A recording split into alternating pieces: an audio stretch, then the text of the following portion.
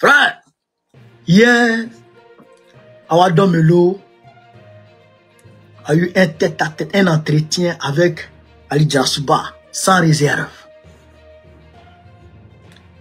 Où nous tous, on attendait Domelo là. Où nous tous, on l'attendait là. Nous tous là.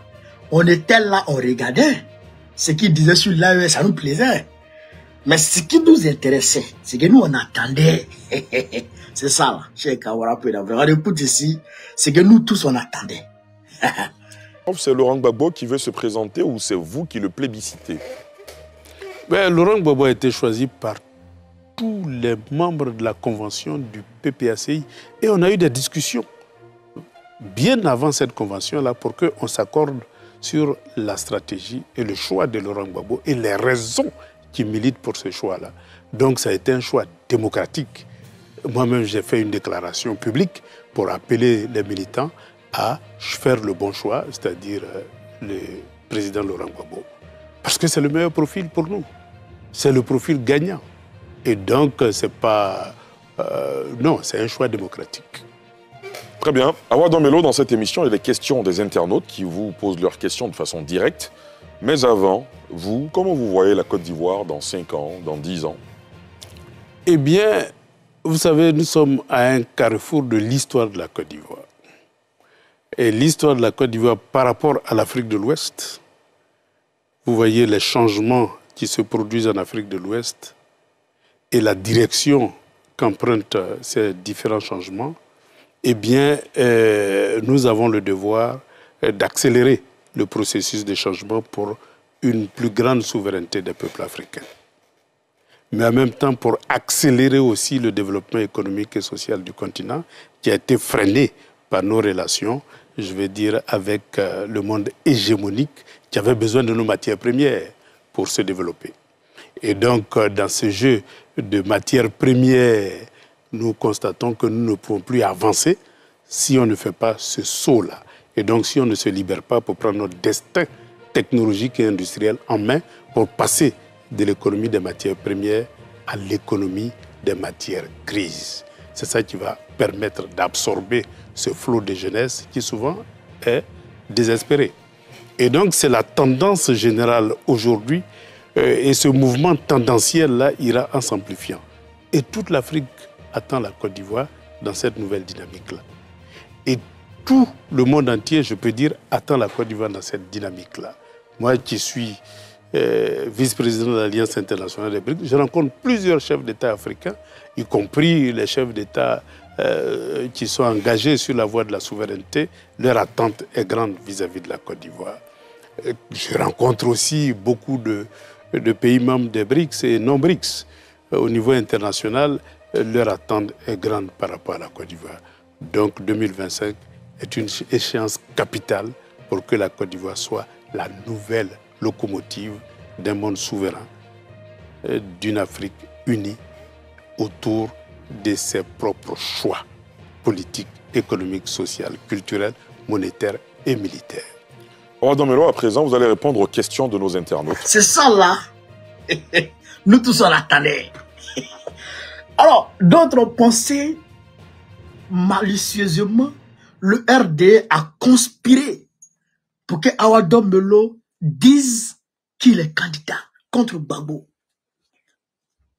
Il y a des gens qui pensaient que ce que Bion a fait là, eh bien Awa Domelo allait faire ça. Non! Awa Domelo n'est pas quitté, n'est pas parvenu en politique. Non, attention.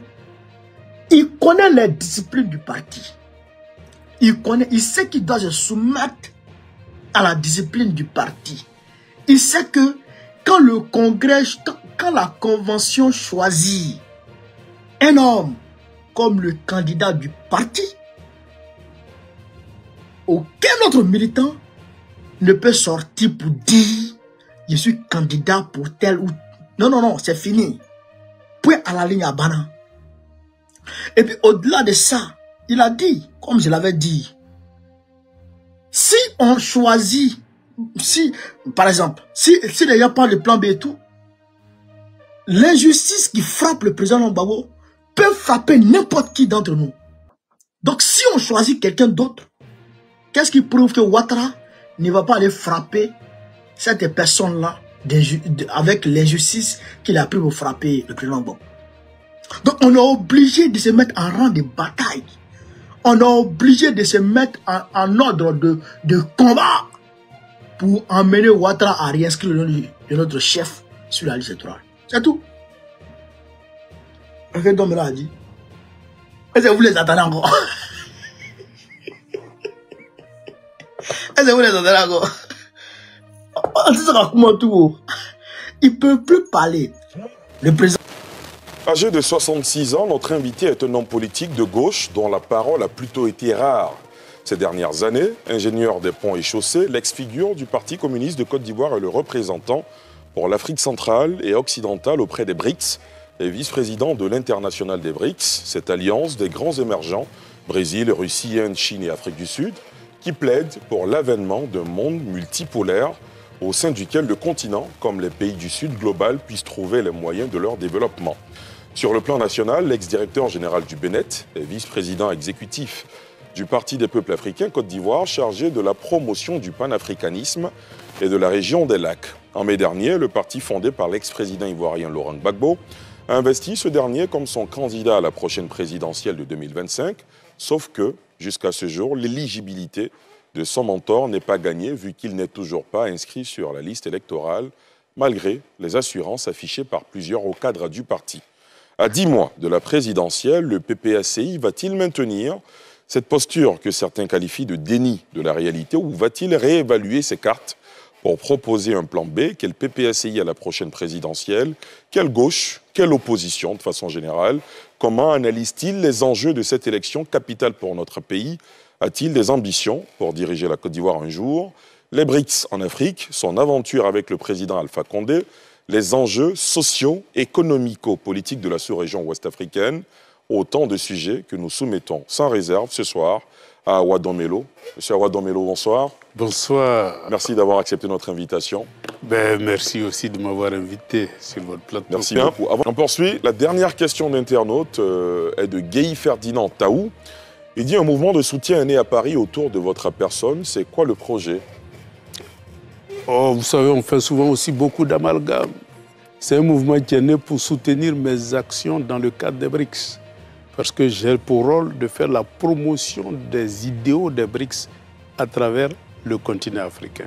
Et la diaspora africaine est un terrain qui peut permettre de favoriser la promotion de ces idées-là. Et donc, un groupe d'Ivoiriens a décidé de mettre en place une organisation pour continuer l'action que je fais au niveau de la diaspora africaine en Europe.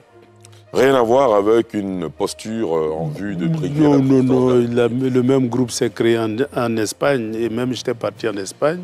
J'ai eu un prix là-bas lors du sommet Europe-Afrique. Et donc, partout où je passe en Afrique, il y a des clubs qui se créent. Il y a des groupes qui se créent au nom des BRICS. Et donc, tout ceci, c'est pour assurer que les idéaux des BRICS passent bien, non seulement au niveau des chefs d'État, mais aussi au niveau de la population. Parce que le changement doit venir aussi de la population et non seulement des changements au sommet